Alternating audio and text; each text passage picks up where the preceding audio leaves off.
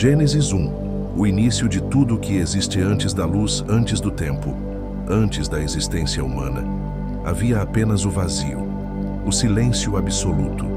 Nenhum som, nenhuma forma, apenas a escuridão dominando tudo. E então, no meio desse nada, uma voz poderosa ecoou, rompendo o silêncio da eternidade. No princípio, criou Deus os céus e a terra. E assim começou tudo. O universo não nasceu por acaso. O mundo não surgiu de um erro. Foi uma criação intencional, planejada, moldada pelo próprio Criador. Mas a princípio, a terra era sem forma e vazia, coberta por um abismo escuro e misterioso. Até que algo sobrenatural aconteceu. O primeiro movimento de Deus no meio das trevas. O Espírito de Deus pairava sobre as águas. Um detalhe muitas vezes esquecido, mas que revela algo poderoso. Deus não apenas criou, Ele estava presente antes da criação. Ele se movia sobre aquilo que ainda era um caos. E então, Ele deu a primeira ordem: haja luz, e houve luz. A escuridão foi rasgada. O brilho preencheu o vazio. E pela primeira vez algo existia além do caos. Deus viu que a luz era boa. Mas aqui há um detalhe interessante. O sol ainda não havia sido criado. Então, que luz era essa? Essa era a luz do próprio Deus, uma manifestação de sua glória que iluminou o universo antes mesmo da criação, das estrelas. Um vislumbre daquilo que no futuro será revelado em sua totalidade. Mas a criação não parou por aí. O Criador começou a moldar o universo, um dia de cada vez, trazendo ordem onde antes só havia o desconhecido.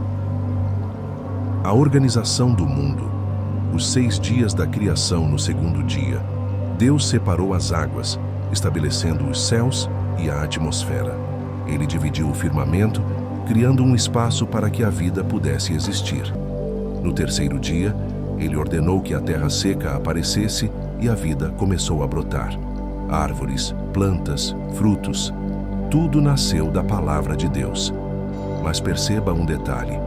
Ele criou primeiro a vegetação, antes mesmo do sol. Isso prova que a fonte da vida não é a criação em si, mas sim aquele que dá a vida a todas as coisas.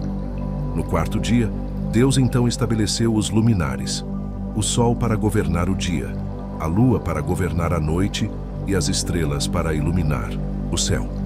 Aqui ele cria o tempo como conhecemos, os ciclos de dias, meses e anos. No quinto dia, as águas e os céus foram preenchidos com criaturas vivas.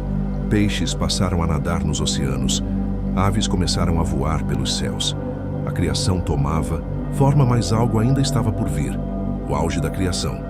No sexto dia, Deus criou os animais terrestres, cada um segundo sua espécie. Mas o grande clímax foi quando ele fez algo extraordinário. Algo diferente de tudo o que havia feito antes. A obra-prima da criação. O homem até agora, Deus apenas falou para criar todas as coisas. Mas com o homem foi diferente. Ele não apenas disse, ele moldou. Ele usou suas próprias mãos para formar o ser humano. E então, ele soprou o fôlego da vida. O homem não era como os animais, não era como os peixes ou as aves. Ele foi criado à imagem e semelhança do próprio Deus.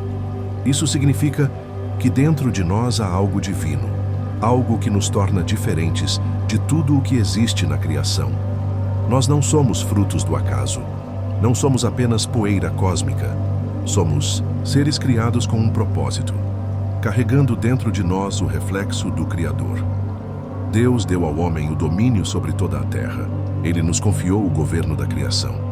Mas com grande autoridade vem grande responsabilidade. E então, Deus olhou para tudo o que havia criado, para cada detalhe, cada estrela, cada oceano, cada ser vivo, e viu que era muito bom. No sétimo dia, Deus descansou. Não porque estava cansado, mas porque sua obra estava completa.